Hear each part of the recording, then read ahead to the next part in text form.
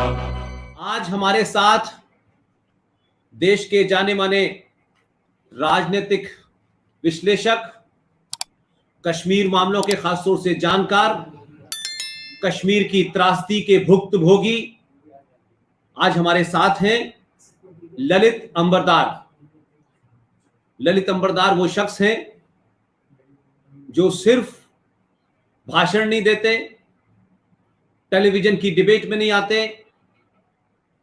ये वो शख्स हैं कि हिंदुस्तान में जब भी कोई ऐसी डिबेट सेमिनार जहां होता है, जहां राष्ट्र विरोधी नैरेटिव बनाने वाले लोग इकट्ठा होते हैं, आप उनसे बगैर पूछे अनइनवाइटेड वहां जाते हैं और अपनी बात रखते हैं। इसलिए कुछ लोग इस देश में 5 स्टार एक्टिविस्ट होंगे जो बड़ी बड़ी कॉन्फ्रेंसेस के लिए विदेश जाते हैं, 5 स्टार होटल्स में इनवाइट होने के बाद जाते हैं। ललित अंबरदार वो एक्टिविस्ट हैं जो स्ट्रीट पे भी दिखते हैं, कॉन्फ्रेंसेस हॉल के अंदर भी दिखते हैं और अपनी बात कहने से पहले पॉलिटिकली करेक्ट होने की कोशिश नहीं करते। मुझे खुशी है कि ललित अंबरदार साहब ने अपना कीमती वक्त हमें दिया।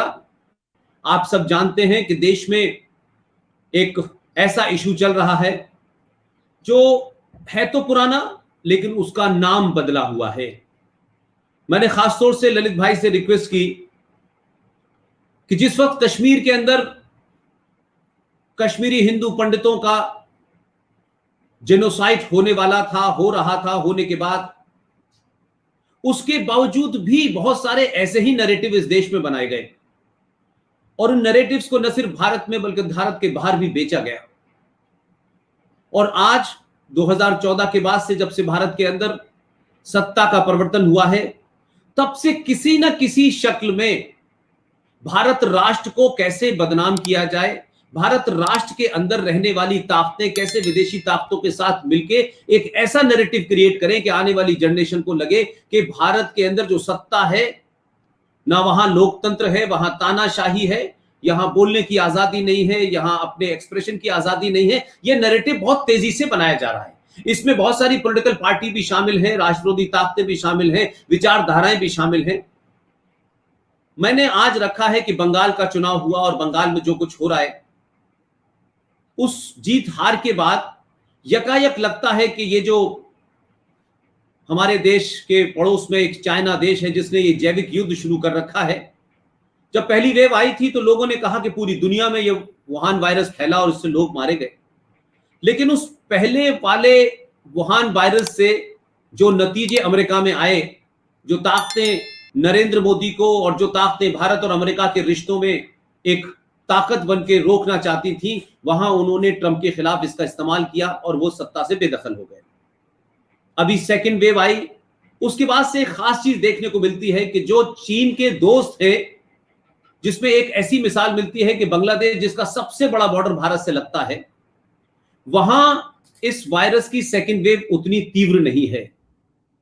जापान में है, लेकिन जापान के पड़ोस में कोरिया में नहीं है, वियतनाम में है, ऑस्ट्रेलिया में है। जो जो देश चाइना के बहुत नजदीक नहीं है, वहां इसका प्रकोप ज्यादा दिख रहा है और अब देश में बहस चल रही है।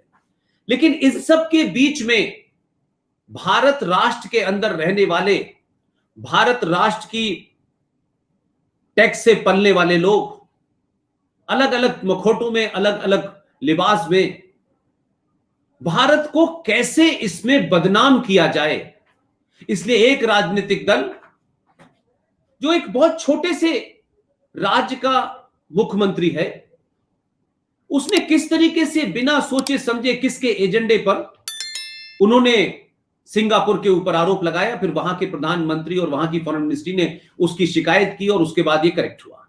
लेकिन एक दल ऐसा है जिसने अपने आप को ये बता रखा है कि उसी के जेर क़यादत में आजादी मिली।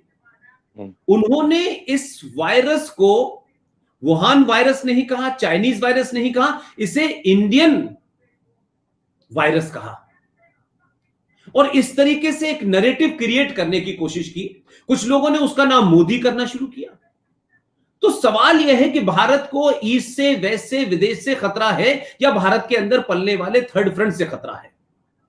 और ये थर्ड फ्रंट का अभी हाल में रूलिंग पार्टी के लोगों ने जिस तरीके से एक आप कह सकते हैं कि सोशल मीडिया पे जो बहुत सारी चीजें होती हैं उसके डॉक्यूमेंट को टूल किट कहा गया, यानी ही बहुत सारे वो षड्यंत्र जो किसी झोले के अंदर थे एक आम भाषा में, वो सब धीरे धीरे बाहर आ रहे हैं।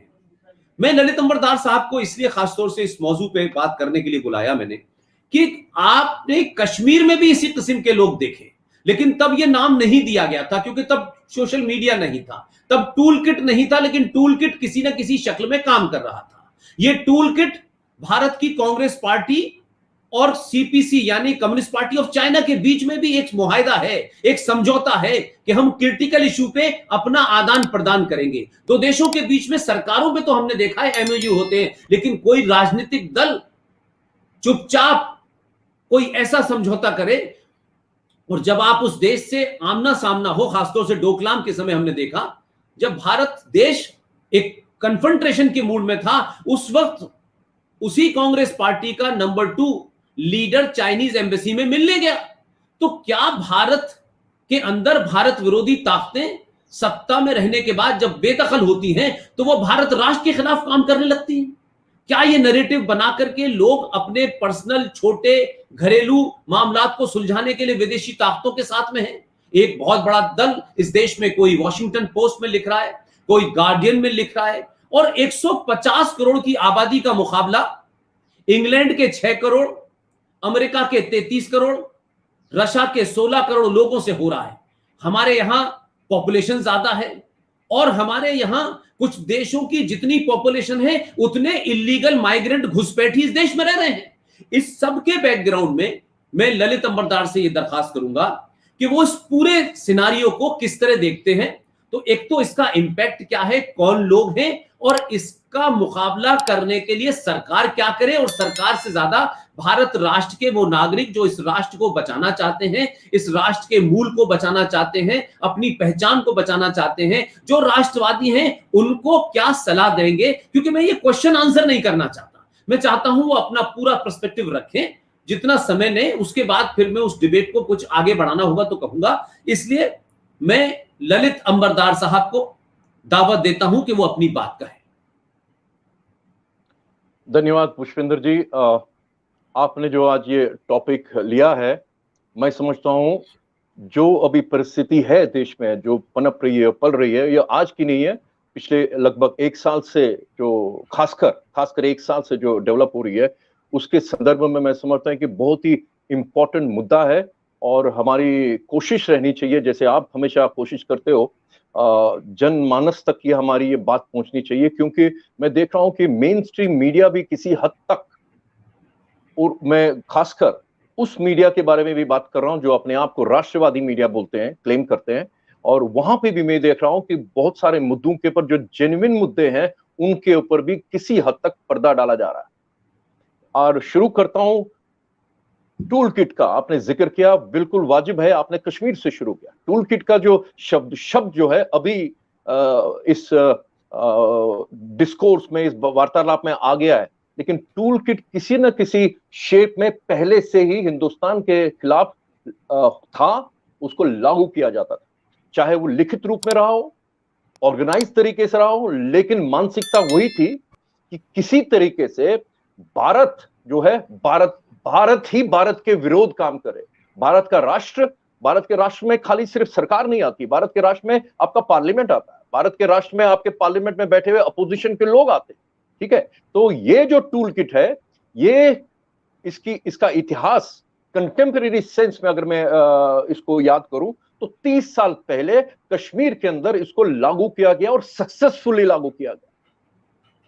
आप जगमोहन जी का नाम तो मिस्टर जगमोहन मल्होत्रा रखते हैं, लेकिन प्यार से लोग उसको उन्हीं से नाम से जाना जाता हूं, मैं उनको उसी नाम से जब बोलता हूं, उनके सामने भी मैं ऐसे ही उनको जब भी मौका मिलता था एड्रेस करता, मैंने कभी श्री करके उनको नहीं बोला, जगमोहन, क्योंकि जगमोहन ने कश्मीर को हिंदुस्तान के लिए बचाया।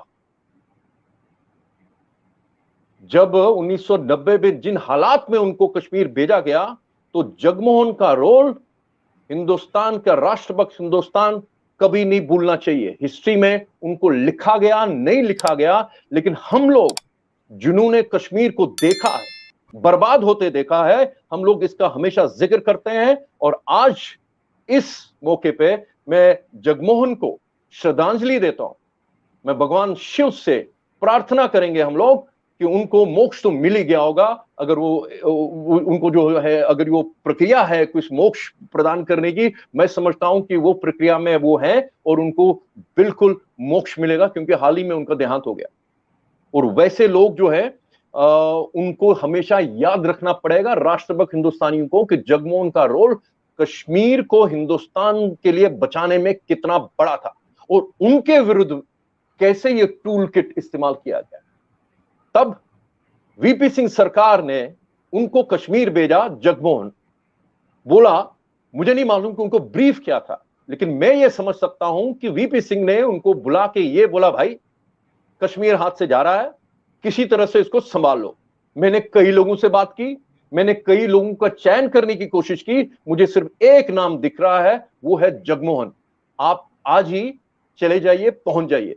तो रात को उनको बीएसएफ के हवाई जहाज में उनको बिठा के जम्मू, जो तब वो सर्दियों का वक्त था, विंटर सीजन था, उस वक्त हमारी जो राजधानी हुआ करती थी जम्मू कश्मीर और लद्दाख प्रांत की, राज्य की, वो होती थी जम्मू। तो जाहिर है जम्मू में उनको रिपोर्ट करना था। जम्मू पहुंचते हैं, ठीक है, 19 जनवरी की शाम को वो वहां पहुंचते हैं। तो उसी दिन क्या होता है वहां पे, उसी दिन कश्मीर के अंदर दहशत फैल जाती है कि अब जगमोहन आ गया तो हमने जो अभी तक जो ग्राउंड तैयार करके रखा था कि कश्मीर को हिंदुस्तान से जुदा करने का, अलग करने का, तोड़ने का, उसके ऊपर पानी फिर गया। तो टूल किट का इजाद, टूल किट का इंप्लीमेंटेशन उसी रात को शुरू होता है। जगमोहन जब आते हैं, जम्मू कश्मीर के तत्कालीन मुख्यमंत्री फारूक अब्दुल्ला, वो उस टूल किट की इंप्लीमेंटेशन में, बार बार कह रहा हूं, ये लिखित, ये जरूरी नहीं कि टूल किट लिखित रूप में हो, लेकिन टूल किट का उद्देश्य क्या है, टूल किट से आप हासिल क्या करना चाहते हैं, उस प्रोसेस की इंप्लीमेंटेशन उसी 19 जनवरी की रात को होती है कि वो जो कायर बुज़दिल मुख्यमंत्री फारूक अब्दुल्ला, वो रिजाइन करता है और कश्मीरी हिंदू उन दहशतगर्द जहादियों के हवाले छोड़ जाता है, जो गलियों में, मोहल्लों में, सड़कों में माथे के ऊपर इस्लामी स्लोगन के पट्टे बांध के, हाथ में AK-47 लेके, पिस्तल लेके कश्मीरियों को चुन चुन के ढूंढ रहे थे। कश्मीर की मस्जिदों से आवाजें आ रही थी कि तुम अपनी यहां पे कश्मीरी पंडितों, पहला स्लोगन तो ये होता था, ए कश्मीर के मुसलमानों, हिंदुस्तान से आजादी का मतलब अल जिहाद, अल जिहाद, अल जिहाद। हर मस्जिद से, घरों में बिजली ना रही हो, लेकिन मस्जिद के लाउड स्पीकर तक बिजली पहुंच रही थी, ये व्यवस्था कर दी गई थी। तो जब मस्जिदों के मिनारट से, वहां के जो लाउड स्पीकर से जब आवाजें आई, ए कश्मीरी पंडितों, अपनी औरतें यहां पे छोड़ दो और तुम लोग यहां से दफा हो जाओ, हमसे मिल लो, या दफा हो जाओ या मर जाओ। और उसी दौरान, और उस दिन नहीं शुरू हुआ, प्रोसेस पहले से ही शुरू हुआ था। वो जो स्लोगन कश्मीरी में है, वो अक्सर मैं बोल नहीं पाता हूं, वो आप बोलिए जरा, तो लोगों को पता चले कश्मीरी भाषा में क्या था। वो जलेऊ गलेऊ कुछ इस टाइप से था ना, वो प्लीज आप बोले। या गलेऊ न तो चलेऊ न तो रलेऊ, या तो पेरिश हो जाओ, खत्म हो जाओ, नहीं तो मिल जाओ, नहीं तो यहां से दफा हो जाओ। बाय द वे, आपको याद दिलाना चाहता हूं, जिस मुल्क में ये वहाबी सुन्नी जिहाद के कॉन्फ्लिक्ट्स है, तो वहां पे यही स्लोगन आता है। सीरिया में भी यही स्लोगन दिया गया, क्योंकि वहाबियों को लगता है, क्योंकि सीरिया के जैसी जंग है, वो 1400 साल पुरानी जो जंग शुरू हुई थी शिया सुन्नी की, वो अभी तक चल रही है। उसकी जो कंटिन्यूटी है 1400 साल की, मैं समझता हूं कि दुनिया का सबसे बड़ी जो जंग जो अभी तक जिंदा है, 1400 साल से जो जिंदा है, वो शिया सुन्नी की जंग है, जिसका रूप, उसका जो खतरनाक रूप, खतरनाक चेहरा आपने सीरिया में देखा। सीरिया की जो सिविलाइजेशन है, सभ्यता है, हजारों साल पुरानी है। दमिश्क को दुनिया की सबसे पुरानी जीवित राजधानी का दर्जा है। उस सभ्यता को तबाह कर दिया गया इसी वहाबी सुन्नी सुप्रीमेसी और एक्सक्लूसिविटी ने, क्योंकि वो शिया है, वो कम मुसलमान है।